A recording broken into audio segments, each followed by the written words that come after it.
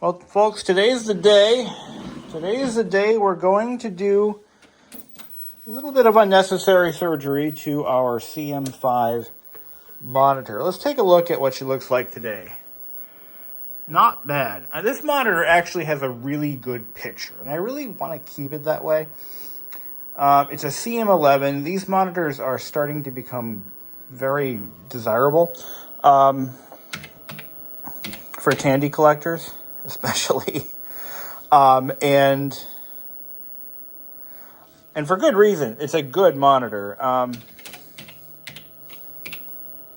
And I really hit the jackpot when I found it because the person selling it didn't know what it was worth, clearly. Because I paid $50 for it just a couple years ago. No, really. I did really well with this one.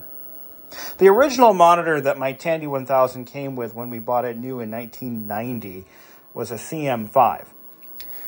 And let me pull out DeskMate. And that monitor was bad since day one. It always had a very poor picture quality. The CM5 was like the discount low-end, color option for your Tandy 1000 series. Standard CGA, not great picture tube, dot pitch was low. It was a bargain monitor, is what it was. So when my dad bought this machine, that's what he bought. It was affordable. But it was never a good monitor. It looks like my clock battery has officially died because now it is resetting to January 1st, 1980. I did put the clock in here, the clock chip thing, and that battery is dead. I'll pick one up probably today. I'll run over, or maybe tomorrow. I'll run over to Battery Freight. Batteries Plus, and I'll try to find myself a new battery for this thing. But anyway, the monitor, it always has had, this particular one was bought just a couple years ago after I lost my CM5 in a very bad trade deal. It was my fault. I let it go. I shouldn't have, even though it was crappy, but it was what we had. The CM-11 was found on Facebook Marketplace, and I picked it up from a guy who clearly didn't realize what it was worth. And again, I only paid $50. It was a $75. Either way, I stole it for that price. It's in perfect condition. Even still has this cover, which unfortunately the hinge is slightly damaged. I was able to fix it to an extent. I'm gonna pull this off so it doesn't break. Hopefully. Please don't break. Please don't fucking break.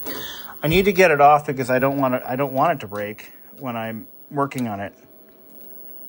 Ooh. Yeah, these little clips. This one I've already fixed. I actually glued it. It was cracked, but I glued it back. These are worth their weight in gold because you can't. A lot of these CM-11s are missing that piece entirely. So you have to be very gentle with them. But anyway, you knew that. So I don't want to lose that piece. So we're going to take this monitor downstairs and we're going to tear her apart. I found a complete cap list for it. And let's see what she's got. And the point of recapping a monitor before it dies is just to maintain it. That's all. Yeah, less hassle later, more pain now. Make sense? For step one, you want to get that monitor on a towel. Make sure we use our discharge tool once we get the section split apart. And I have a phone holder here somewhere. There it is. So let's get this thing taken apart. So like I said, I mean, and as you saw in the video, hopefully, this monitor doesn't have anything wrong with it. It works fine, perfectly fine. Actually, perfect. I couldn't imagine a better monitor. And it may go another 5-10 years before it needs a cap job, but I'm in the mood to do it now. So I found a complete cap list. Nobody's making kits for these, but I was able to find a cap list on, I think it's Caps Wiki or something like that. Cap Wiki, I'll look it up. I'll probably put a link to it in the description. But anyway, so the cap list is out there. So I bought all the caps that were on that list from Mauser. I actually used the Mauser part numbers that were listed. So whoever made that list, thank you. And they made it easy. They put Mauser and DigiKey part numbers in the list, so you don't even have to do you don't even have to search for them. So whichever company that you usually deal with, I deal with Mauser all the time. I'm always buying from them, so naturally I'm going to go to Mauser. But DigiKey's probably just as good. But I have a Mauser account, so yeah. And I was placing an order anyway, so to cut on shipping costs, I needed caps for my business, so to save shipping costs, I went ahead and just did that. So, got all the screws out. This cover should just pop right off. I think it goes without saying, but I'm going to say it. This monitor is very old. At least 35 years old. If not older. See if I can find a production date. A lot of times monitors, for some reason, have production dates somewhere in or on them. This one does not. Not that I can see. But it could be 1988, 89. It's got a sharp tube in there. Okay. Looks pretty clean. That explains why it works so well. It doesn't have a ton of hours on it. Looks like it's got Chemicon caps in there. I found those to be pretty stable and good. Let's discharge it with a discharge tool. Now the tool that I use, so I actually, just full disclosure, I actually have gone through CRT safety training, but it was so long ago. I did it through Apple, and you want to find a good ground. I would suggest using the ground pin on the plug, or finding a ground. Yeah, there's a ground clamp right there I'm going to use. All right. So we're going to clip onto that.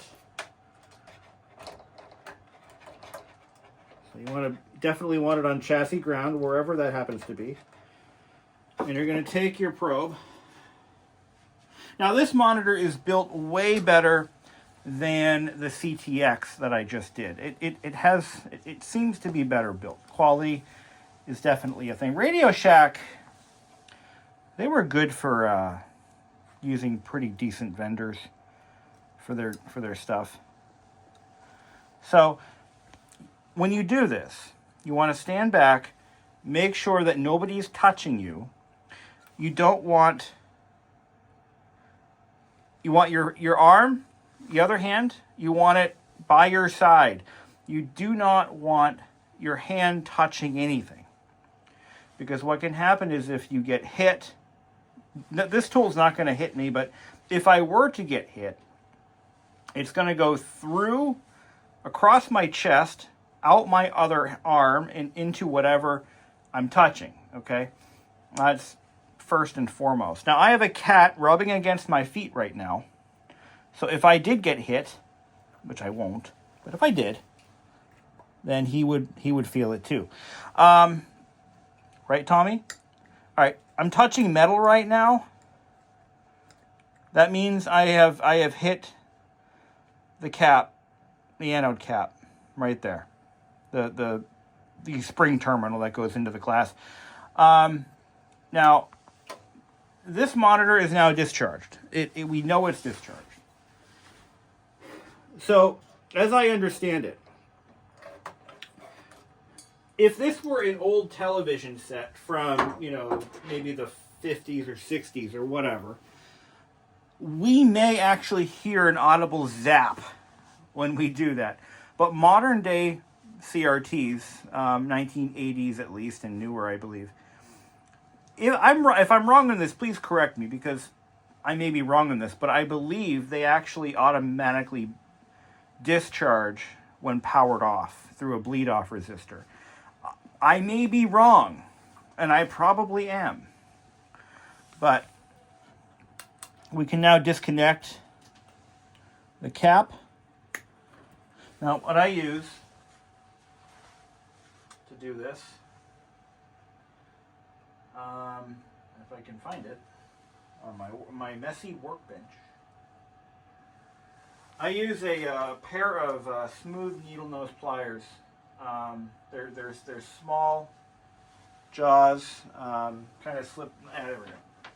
Yeah, the small jaws, they slip nicely under that cap, the cup thing. Okay.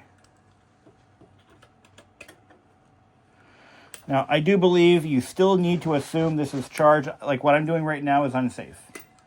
So don't do what I do. There we go. Right, it's unhooked from one side.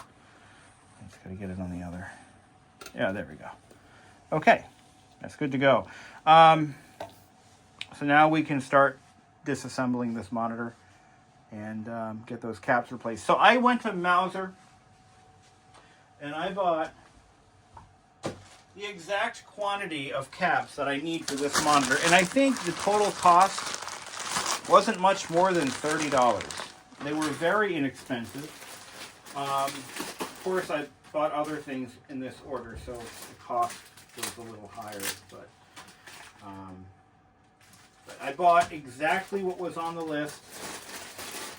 So we're going to have to go through these bags and determine what's what. But in the meantime, I got to run out. I got to run to Batteries Plus before they close, and I've got to get myself a battery for the clock in that Tandy. So let's do that. Okay, so let's go ahead and start tearing into it. Okay, we can start with the neck board. We have some zip ties we need to snap off. Got a ground wire that we need to desolder. And this is all plugs. So we'll just unplug those. Is that a plug? Or is it plugged into? Oh, they did us dirty. That's not a plug. That is soldered in place. Yeah, that doesn't come undone. Neither does this. Or on the main board. So they really did us dirty. Normally these would be plugged in and you could just unplug them. But for whatever reason, they saved a buck. And I hate this lamp. But you can see those aren't plugs. Those you fucking assholes. Oh shit. Well, we're gonna have to do some desoldering to start the day. And to do that, I've got to remove. This is soldered on too. Actually, you know what? We may not have to. Ooh, that could have been bad. You're going to mark the position of these potentiometers or these trim pots. We're going to mark those so that we don't accidentally move one, because those are precisely adjusted at the factory. What we're going to do is we do have to desolder this ground pin, but we're going to be able to just disconnect the neck board. Yeah, it's not even potted or glued on or anything. Not potted, you know what I'm saying. We've got the degauss coil over here. That's all right. We'll just take the boards out as an assembly. That's fine. That's not that big a deal. I just prefer to do it, well, piecemeal. Okay. You got this ground pin here. And this one, okay, this is our power switch. That's on a plug. Okay, I see what they did there. All right. Okay, there's that.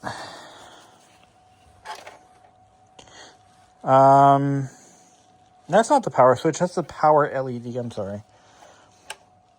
And this board will slide out. They are meant for easy disassembly, but this one is a little different. That's all. Will the knobs permit that? Yeah. Okay, good. So we got to desolder that real quick. Okay. Now, I don't assume everybody owns one of these, but if you do, it's a lot easier. Yeah, done. Okay, here's our ground pin. We're going to disconnect the board by gently wobbling it just a little bit, pulling up gently. If you hear a pop and a hissing sound, well, you fucked up. Okay, don't do that. There you go. Now the boards come out as a set. A little different. And there's all our caps. There's a couple on, there's one on the neck board. We will have to remove that shielding to get to this cap. There's only one though. Okay, that's different. Red, green, blue. All right. Now I'm going to carefully move the monitor back to the bench or the desk, and I'm going to bring the boards over. I'm going to do a couple of caps on camera. Then I'm going to turn on some copyrighted music and do the job in peace. We'll go over a couple of caps. Since you're here watching my video, I might as well contribute something to society, right? But I want to show you guys a very interesting manufacturing decision they made I don't know who made this. I think it's got a Sharp tube. That doesn't always mean the chassis was made by Sharp, so it could be we'll look for other makers' marks inside. But check this out. Rather than mold the threaded section into the plastic case, they glued it to the case. They made it out of what looks like nylon, and it was bonded to the shell. I've never seen anything like that before. Not in this type of an assembly, but it's just bizarre that they would do it that way. So the yoke has a it should be plugged in. We got to disconnect that too. So that's plugged in right over here. There we go. Okay, now we can pull it apart. Anytime I do a cap job, no matter what it is, I actually just finished one on that stereo, so I do these all the time. So whenever I do a cap job, in fact, I do a ton of these. I've done like 8 of them this month, on car stereos mostly. But whenever I do a cap job, I mark every cap with a marker, so I don't forget one, or if I deliberately leave one in for whatever reason, I'll know where it is. We're going to mark each and every cap.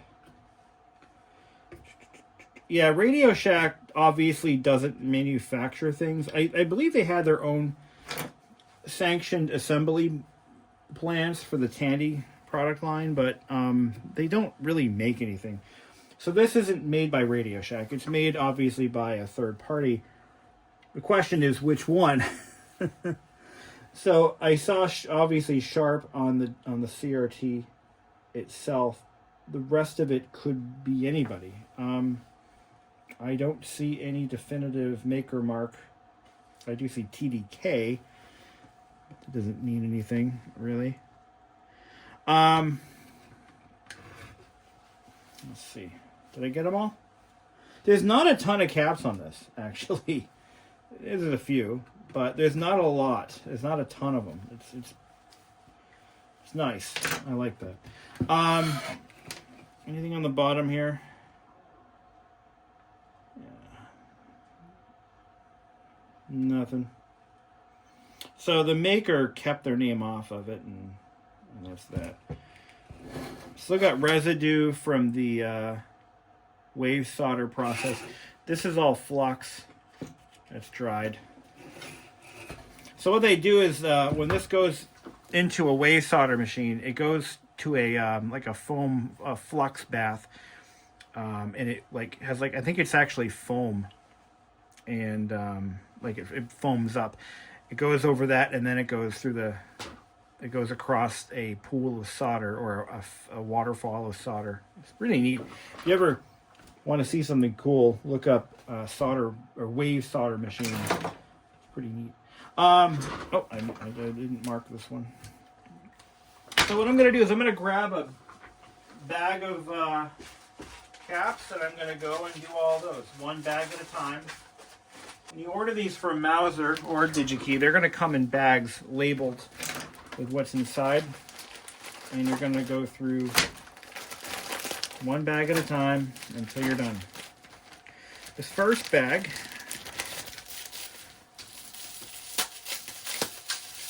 what do we got here? I got 3 caps, 50 volt, 100 microfarad. Now, I didn't buy any extras.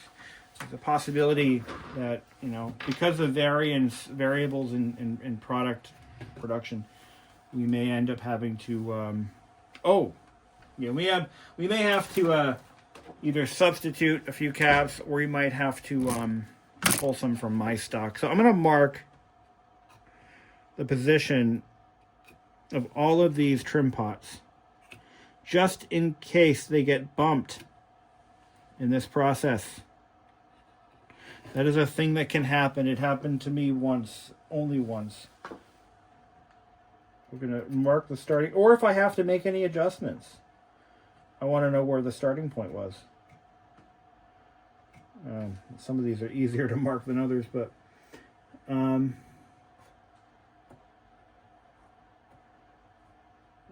you want to mark their positions. So just in case, you know, just in case something goes awry, you can go back and, you know, make adjustments. All right.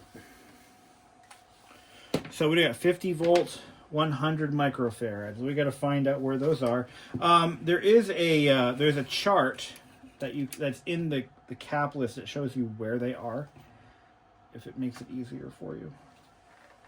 Oh, here's one. Here's one right now. Yes. Okay.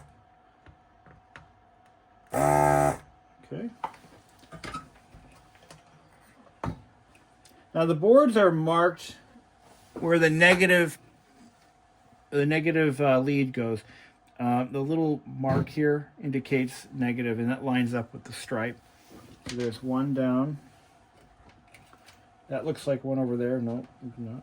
50 volt 100. 50 volt 100. There should be 3 of those.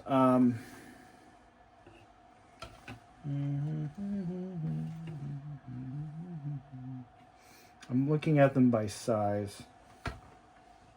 There's a 220/16, 4750.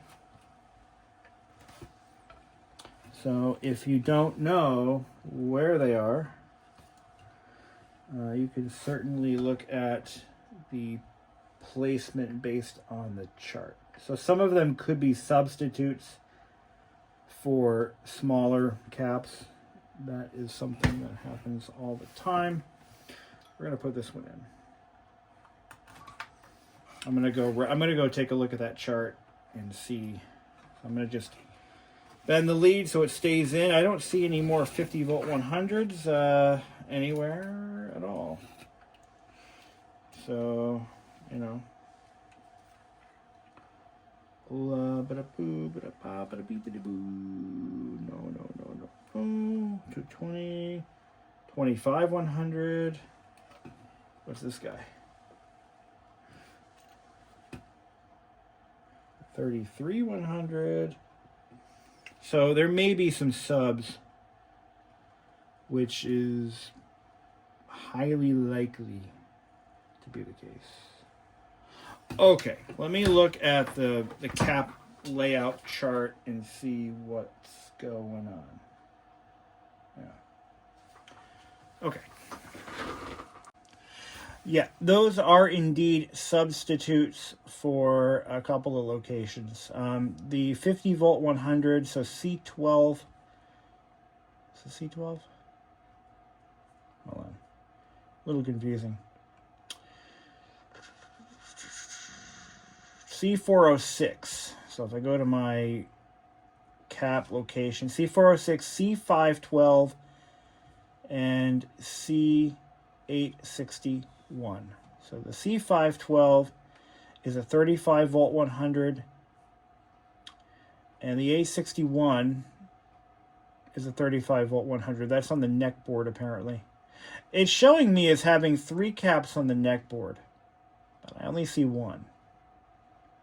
So it looks like we're substituting those for 30. That's fine. That's totally normal. So the 35 100 at C512 is going to be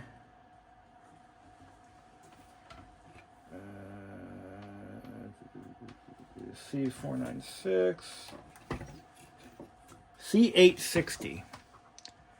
Is that a location? Yes, it is. C861, C858. Okay. So I have a variable here. So let's look for the 35 volt 100.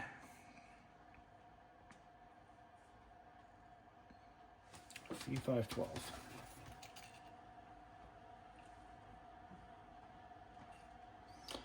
C5. Oh, I didn't mark this one. Use my red pen.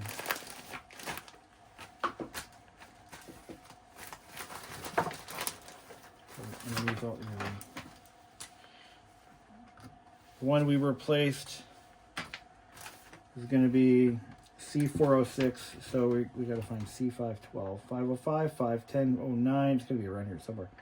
C512 on mine is a looks like a tag tantalum. So we do indeed have a few extra caps. The other location was 861, which I don't think I even have. This is 860. And I don't have, I have a 496. So yeah, my okay, this is, yeah, I have a variable version of this display, which doesn't, okay. Well, that's you know what, that's fine, right? C551 looks like, let's see what 551 is. Okay.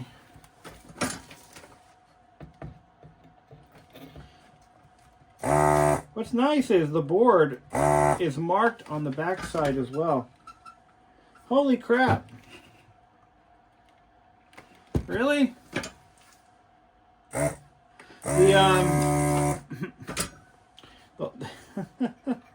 The board is cheap.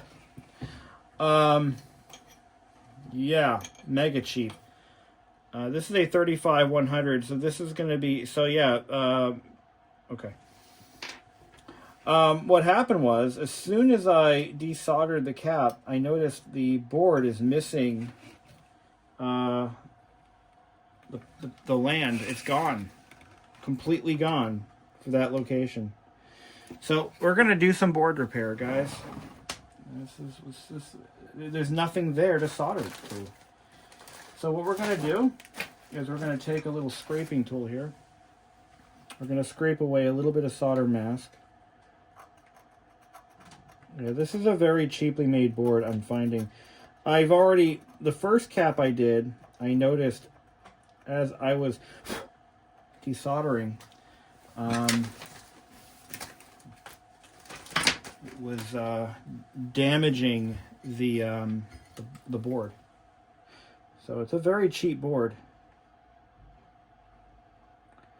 Now we're going to bend this lead over. You get plenty of solder on that board. Like that.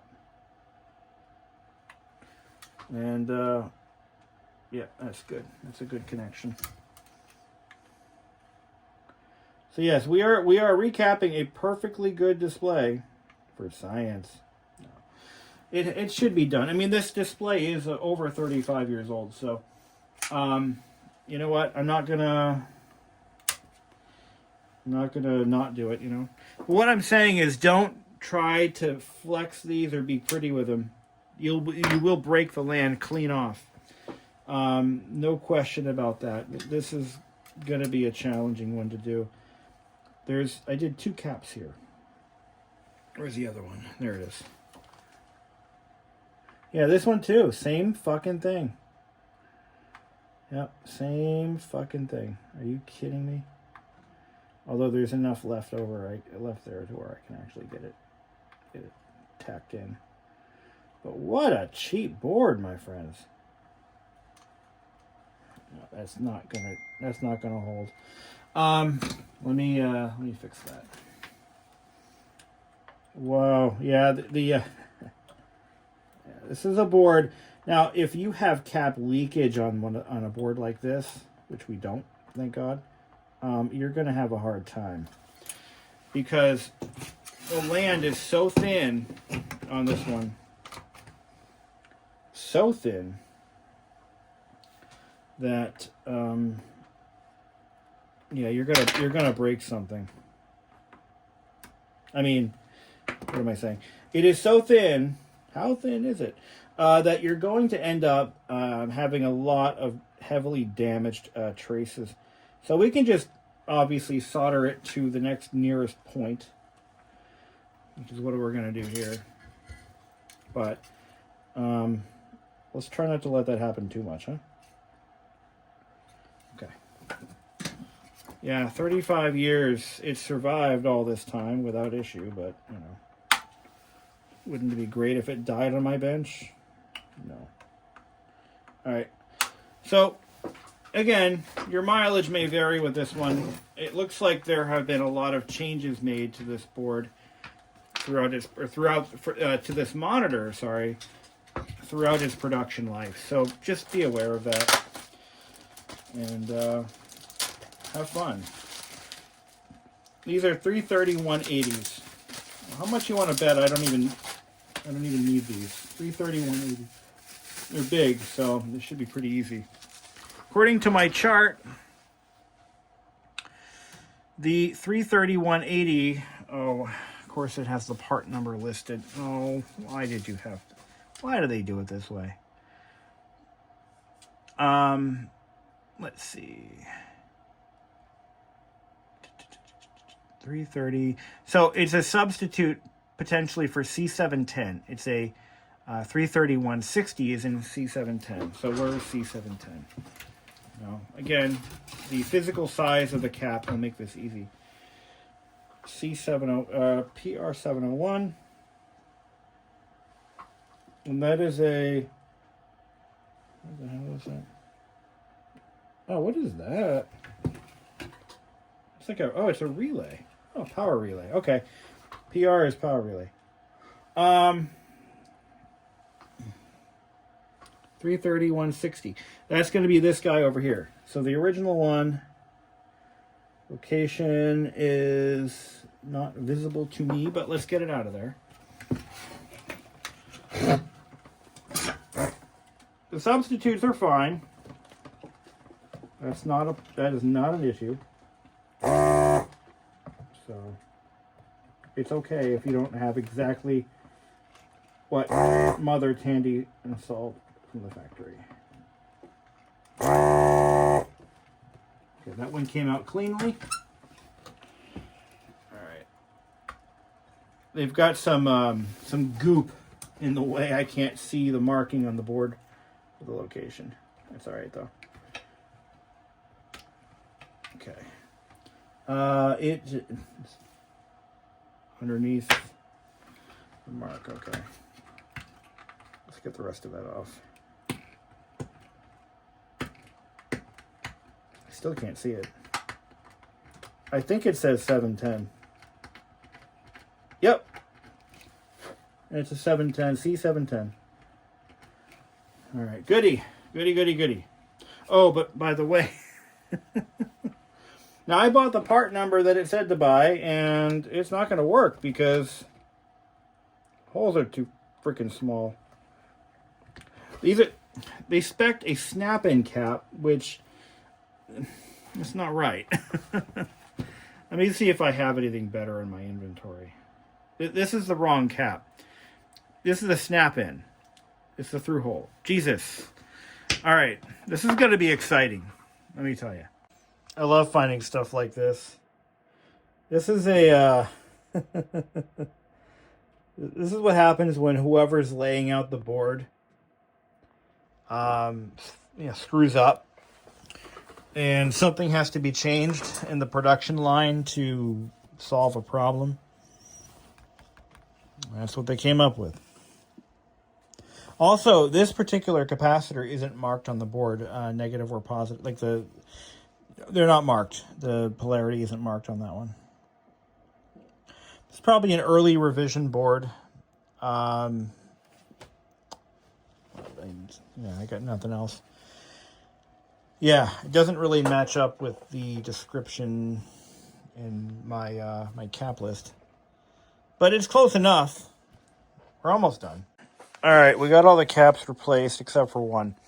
The one on the neck board, and there's only one, does not exist on the cap list. The cap list covers a couple of different versions. The 25-1024, 1024A, and 1024C.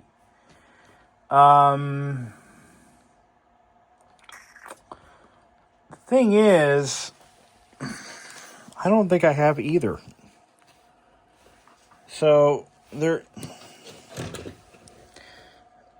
F4756CE is the part number for the main board. 25. What did I say it was? 1024.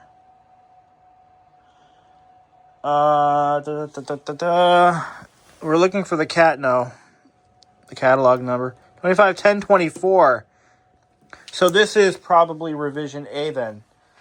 251024, 1024A, 1024C. So this is before the A, I'm sorry. So this is the original, the OG, the old template from which they broke the mold. So this cap right here has not been replaced. It is a 200 volt, 22 microfarad, or 250. I've got a 247. I'm not a gambling man. I'm not going to put that in. So I put the old one back in. I think we'll be okay. It didn't need a cap job. Let's just be honest. But we did it anyway, because why the hell not? Right? Okay.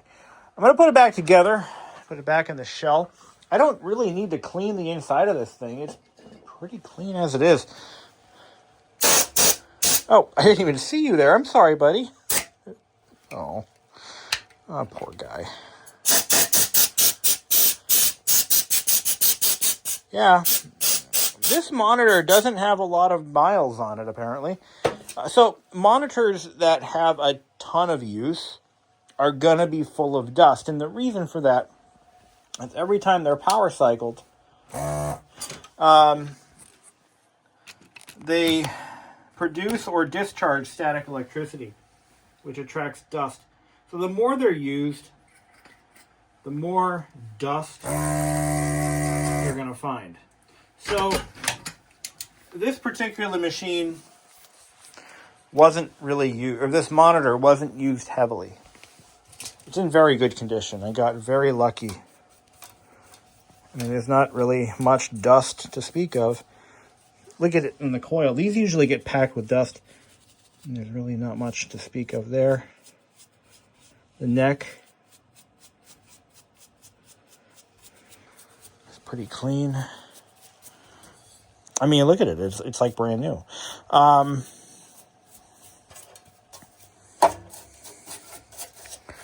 So we're just we're just gonna do that. Is it painted though? That's a question I have. Was it painted? And I think the answer is yes. Yeah.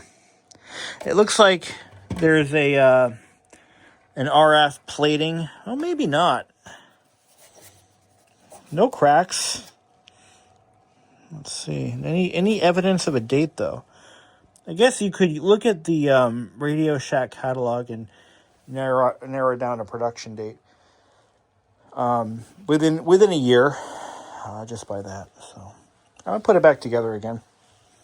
Wait a minute. Made by Toshiba. Sharp by Toshiba. So maybe Sharp is the OEM, and no, but Sharp definitely made CRTs. So I don't know. I don't know who the OEM is. I don't know who made who. But I use hot glue to stabilize these longer capacitors. It works pretty well. It seems to. Is there anything in this box? I didn't even think to look. Well, we can actually tell. If we look underneath, there might be.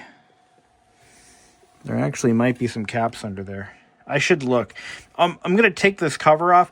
This board is unique in that it's marked at the bottom. It has all the markings for caps and other components.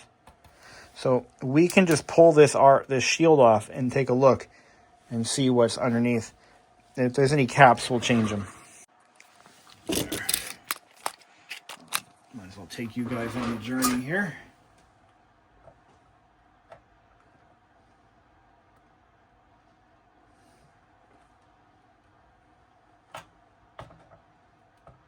No, there we go.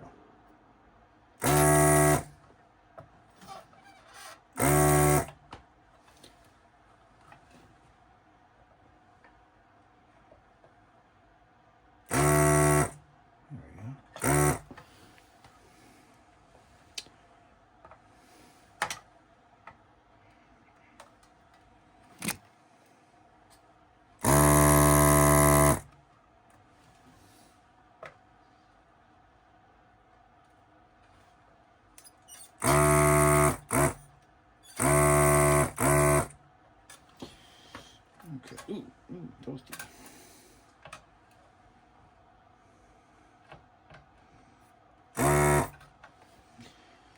Okay, so there's a bunch of ICs under here. Resistors.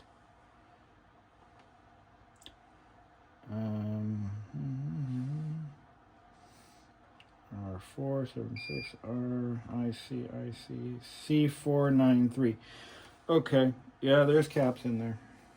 So we're going to change them. Okay. Which means that we need to desolder the cover itself. Yeah, that's what it looks like.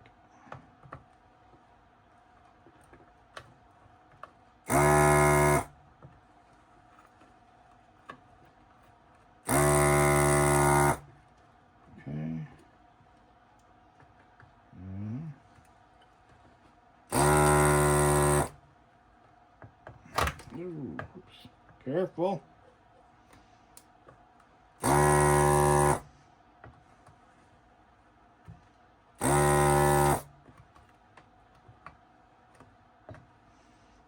So this might be useful to someone who's doing one of these and it turns out to be an early revision.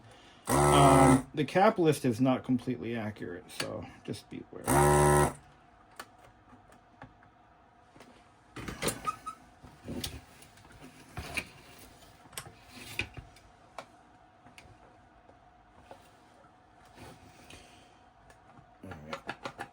There we go.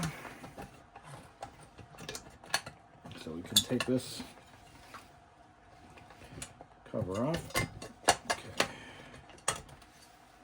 Okay, there's one electrolytic and it's a 50 volt 1 microfarad. That's it. Just one. Now, if that thing ever lets loose, it's going to cause some major damage. But it's in that confined space like that. There's no telling how much damage it could do because it would go unnoticed. So, I like getting these replaced before they blow up, like St. Helens, Mount St. Helens. Is it? Oh, there's two. There's two. Yep, and it's marked. So 50 volt one and 50, so two 50-volt, 1 microfarad. And we're going to change them both. Okie dokie.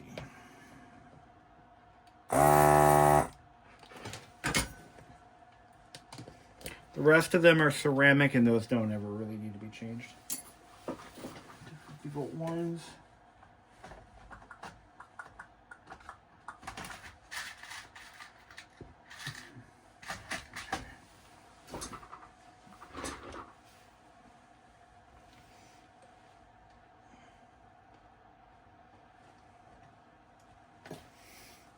Okay, there's one. And two. I'm putting Chemits in there. These are a good cap. I use these in my radios all the time. And most importantly, they're easy to find. Some of them are not easy to get. I'm finding that certain capacitors in certain particular values are getting to be kind of a pain to find. And it sucks, but I'm going to just twist some of these tabs to lock it in. Okay.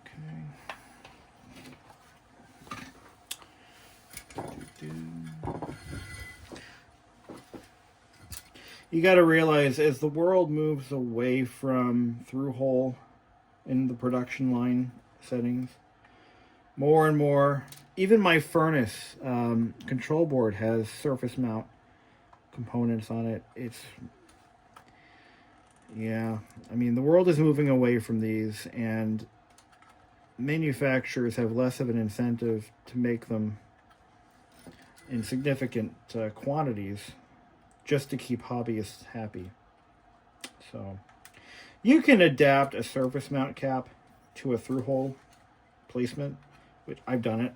I did it one time just to see. I actually did one radio as a test.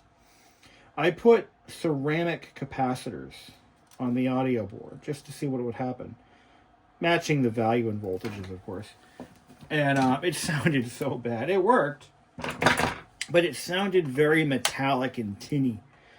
Yeah, it wasn't engineered for that. It was not engineered for ceramic caps. I'm going to put a little note here for the next person who works on this. What do you think I should write?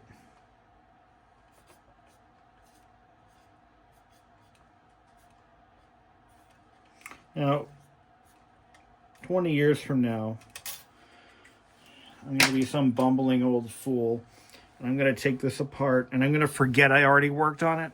I'm going to be like, what? What the hell?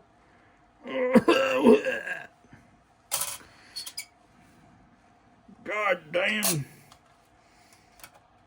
Who did this? Motherfucker. Alright. Don't tell anyone. There we go.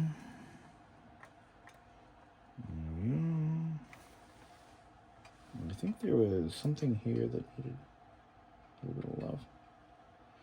There we are. Get this one over here.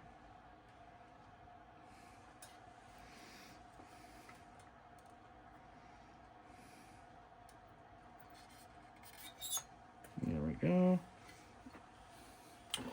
Okay. That went all right. That went as well as to be expected. Yeah. And there you have it. Let's put it back together again. You know, this is actually the same monitor that was used on Young Sheldon, and I think it was paired with a 1000 RL. I forget the exact model, but it's well documented. But I'm fairly certain it was a CM-11 like this one.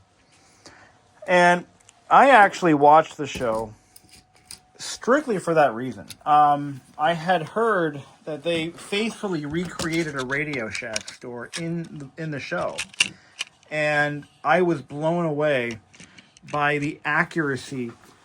Whoever was in charge of set design, props, and all the locations, whatever goes into the back end of producing a TV show. And I forgot one thing. I'm glad I stopped myself. But don't worry, it's going to take a few seconds. I forgot to resolder a ground pin.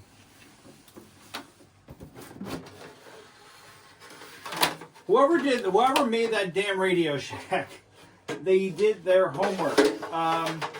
That everything that was shown in those screenshots, or in the few scenes that were shot there, absolutely perfect and faithful reproduction, as I remember it from as a child at that time. My Tandy 1000 HX, not mine in particular, but one of its stablemates, is shown with the correct monitor, with the correct accept. Everything is correct.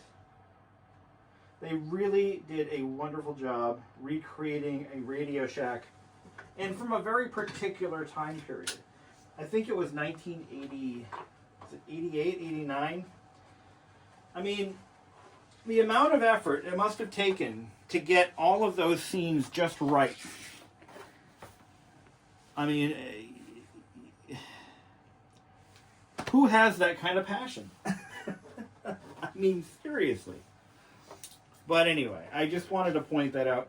But yes, this is actually the same monitor that was featured on the show, Young Sheldon, and I kind of wonder whatever happened to the screen used equipment after the show wrapped. Like, is it sitting in a prop house somewhere, or did somebody end up taking it all home? The only issue I found as a collector while watching those scenes, a little bit of nitpickiness, but the 5 1/4-inch floppy drive cover for the unused bay is shown askew. So somebody mishandled the system at some point, and it is slightly off. But when threading screws into plastic cases, always go backwards first, counterclockwise, and feel for a slight bump that indicates that the threads have dropped into their previous path. That way you're not cutting new threads and further stressing out the 30, we now believe to be 36 or 37-year-old plastic. Can you believe this monitor is that old? Well, it's about the same age as my fiance. Yeah, she's like 36. So yeah, it's crazy. CM-11. This was definitely one of the favorite monitors of the 1000 series. It really was. It was a great monitor. Hopefully mine's still great. We'll find out in a few minutes. I may have to go back and do some adjustments to it. Probably shouldn't bother screwing it together, but what the hell. Yeah. What the hell? Look, I'm on a high right now. I just recapped. Let's see how many monitors. That one, that one, that one. There's one upstairs I did. Two. One or two? One. This is like number 6 or 7. Because I did the IBM 5155 that I sold just before I sold it. So yeah, I've been recapping every monitor in my possession. And the entire Tandy will be effectively recapped except for... Nope, and the printer. I did the printer too. And I got a new clock battery for it.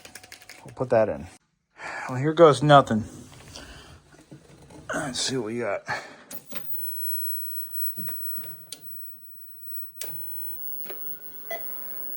All right, V hold is off. Let's adjust that. V size. That's a little off. You think I would have cleaned these switches? But anyway, so far so good. I'm gonna have to set the clock too. Or is it desk?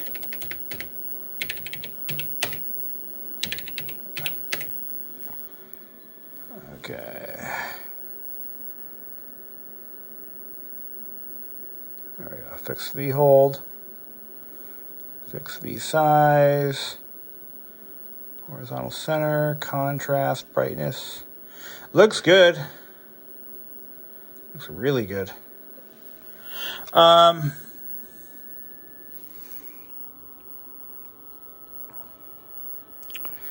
wouldn't say it's any better. I mean, it really wasn't broken to begin with, so that is something you definitely want to consider.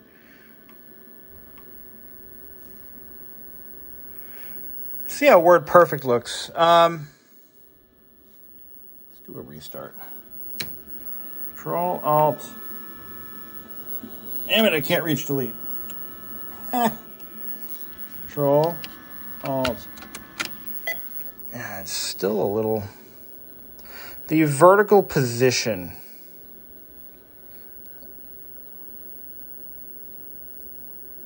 Okay, let's shrink it down just a tad. There we go.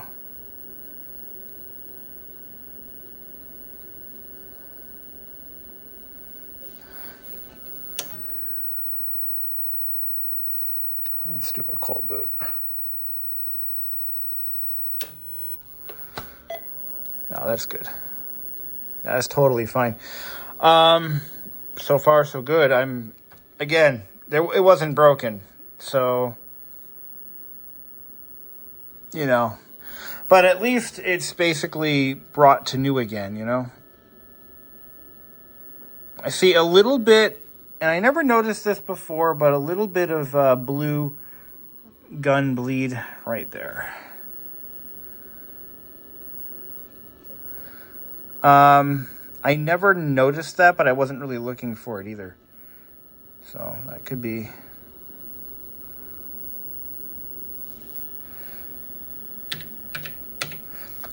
WordPerfect is usually pretty fussy. Horizontal center is off. We gotta go this way a little bit. Okay. Yeah, horizontal center was off. WordPerfect is very fussy with monitors, I've noticed. I'd say it passes the WordPerfect test. Okay.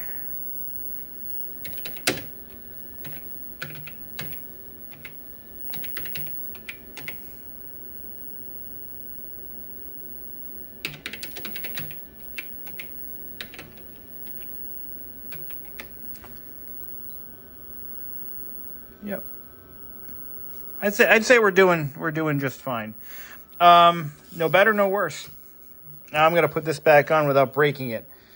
That will be more challenging than any cap job I have ever done. That is a challenge. Okay, I think we passed. There we go. Oops. Whoopsie daisies. Yeah, see. Okay, there we go. Yeah. It's just that it's such a bad design. Very weak. Very weak. Very weak. I'm going to have to do some fizzaddling there to make it better. But anyway, it's good to go. It's all set. Yeah, this is fine. This is good. Yeah. Whew. Thanks for watching. Now I got to set the date and time. That's a whole nother ball of wax. So, yeah, to reiterate on this CM-11, at least on the revision, before the revision A, the first version, the original gangster, watch for weak traces on the board. I had to patch 2 of those. Anyway, setting the clock isn't as simple as, you know. So we have to set the date and time. All right. Let's see. Date. It is month, day, year. So it's 03 18-25. Now it's going to think 20. Let's see if it takes 2025. 3/18/2025. Oh no, it only wants a 2-digit year. Well,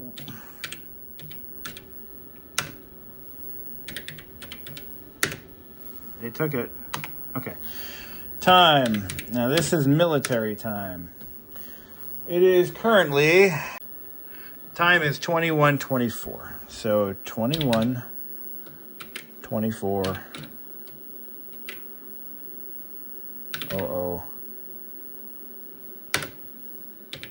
Time 9:24 p.m. Okay, now we have to set that and write it to, or sync it to the clock, to the SMW clock utility. SMW clock C. To calibrate the smartwatch with the MS-DOS date and time. SMW clock C, enter. Date and time will be displayed. This step needs to be done only once at installation time. The date and time will be updated and retained with or without power to load the correct date and time to DOS. Okay. SMW clock C. I did load that in AutoExec. Oh, I didn't. Okay. I thought I did. Clock.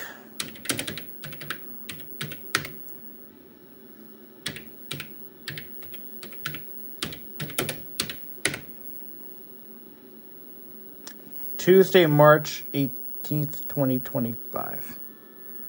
That is incorrect. Today's not the 18th. It is in fact March 14th. Let's try that again. Date 03/14/2025. Okay. And then type in Friday, 3/14/25. Okay. SMW clock. Let's see. There we go. And now I should be able to power this thing off. Wait a few seconds. Now, with a completely dead clock, obviously it would just come up 1980, so, but it won't. Here we go.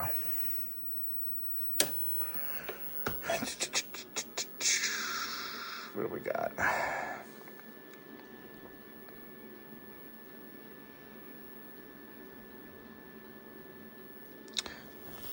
There we go.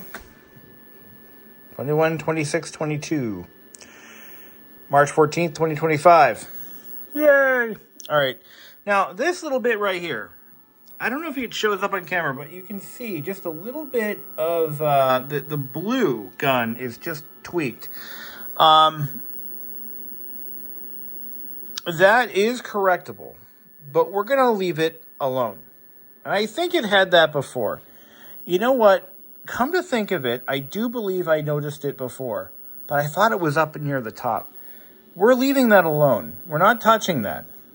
If it was really off, we would do something about it, but it's just not.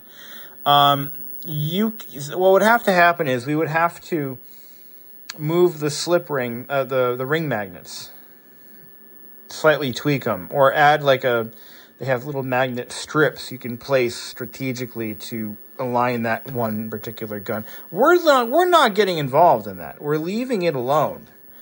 It is not worth doing anything about, for many reasons. You could get it so far out of whack that you will never get it back.